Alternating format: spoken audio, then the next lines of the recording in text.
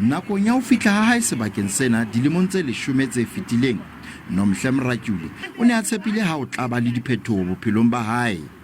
Empa ka baka la dikgohola nakong ya dipula tse matla, Mratjule o re tshepo ya hae ke lefela ka ha dikgohola di sentse thepa ya hae.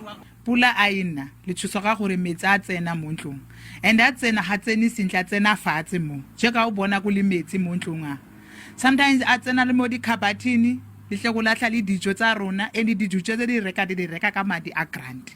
Ba bang ba baahi ba ipileditse ho ba ka taolong ho phethahatsa ditshepiso tsa bona. Dikgohola tsona ga di tshaba ntate because a ke re jwale mo dutsing teng mona re dutse tlase metsi a tla hodimo kwa a tla rona tlase monana. Masepala wa Solplaki o re ditherisano le baetapele ba baahi di motjheng.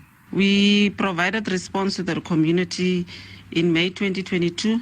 The letter that indicates existing and valid proclamation on the land. Baahi ba boetse ba tletleba ka phano e fokolang ya ditshebeletso. Thabiso Khadebe, Ditaba tsa SABC, Kimberley.